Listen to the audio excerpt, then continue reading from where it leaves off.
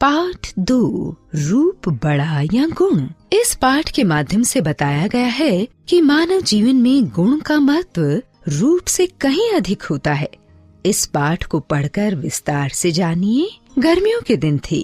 दिन का तीसरा पहर बीत रहा था। गर्मी घटने के बजाय बढ़ती जा रही थी। सूरज अंगारे बरसा रहा था। धरती तवे के समान जल रही थी। गर्मी के मारे सभी जीव जंतुओं का बुरा हाल था। उज्जैन के महाराज विक्रमादित्य और संस्कृत के महाकवि कालिदास बैठे थे। शेष नवरत्न अपने अपने घरों को जा चुके थे। ये वही विक्रमादित्य थे जो अपनी वीरता व न्याय प्रियता के लिए हमारे इतिहास में प्रसिद्ध हैं। उनकी न्याय प्रियता की कहानियां आज भी बड़े चाव से सुनी जाती हैं। मेघदूत, रघुवंशम, अभिज्ञान शाकुंतलम आदि संस्कृत रचनाओं के रचयिता कालिदास को सभी जानते हैं। राजा और महाकवि कालिदास गर्मी से बेहद परेशान थे। दोनों के शरीर पसीने से लथपथ थे। प्यास के मारे कंठ बार बार सूखा जा रहा था। दोनों के पास मिट्टी की एक एक सुराही रखी थी। प्यास बुझाने के लिए थोड़ी थोड़ी देर में उन्हें पानी पीना पड़ रहा था।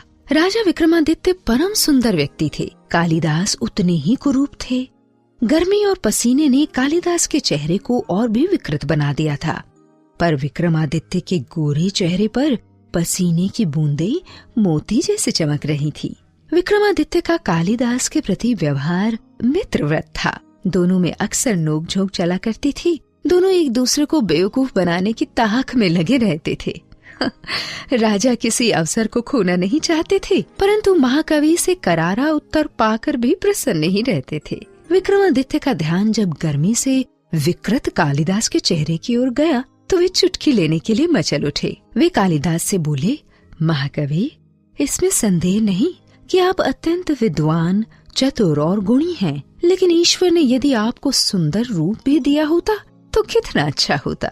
महाराज, इसका उत्तर मैं आज नहीं कल दूंगा, कालिदास ने कहा। संध्या होते ही कालिदास दरबार से सीधे सुनार के पास गए। उन्होंने उसे रातों रात शुद्ध सोने की सुंदर सुराही तैयार करने का आदेश दिया और घर लौट गए।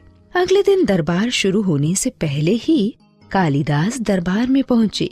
उन्होंने राजा की सुराही हटा दी और उसकी जगह सोने की सुराही पहले की तरह सजा कर रख दी। ठीक समय पर राजा अंगरक्षकों के साथ पधारे। सभी नवरत्नों, सभासदों और गणमान्य व्यक्तियों ने उठकर उनका स्वागत किया। राजा ने सिंहासन पर बैठकर सभी का अभिवादन स्वीकार किया। कल की तरह आज भी बेहद गर्मी थी। पंखे तेजी से चले जा रहे थे, लेकिन उनकी हवा में भी गर्मी थी। कार्यवाही शुरू करने से पहले राजा को प्यास लगी। पानी होठों पर लगते ही वे सेवक पर बरस पड़े। क्या सुराही में उबला हुआ पानी भरा है? सेवक डर से कांपने लगा। कालिदास ने तीर की तेजी से आकर सुराही का कपड़ा हटाया। सोने की सुराही देखकर सभी दंग रह गए। यह क्या, सुराही सोने की है? सभी उसकी सुंदरता का गुणगान करने लगे। कोई असली सोने की, कोई उसकी बनावट की, तथा कोई उसकी नक्काशी की तारीफ कर रहा था। तभी राजा विक्रमादित्य एक सांस में बोल गए, हद हो गई। पानी भी कहीं सोने की सुराही में रखा जाता है? कहाँ गई मिट्टी की सुराही? सोने की सुराही यहाँ किस बेवकूफ ने रखी है? पास में खड़े कालिदास ने शांत स्वर में कहा, वह बेवकूफ मैं ही हूँ श्रीमान। महाकवि, आप? जी हाँ महाराज, सोने की सुराही मैंने ही रखी है। आप सुंदरता के परम पुजारी है ना? कल मेरी दृष्टि मिट्टी की सुराही पर चली गई थी। वह बेहद भौंडी और बदसूरत लग रही थी।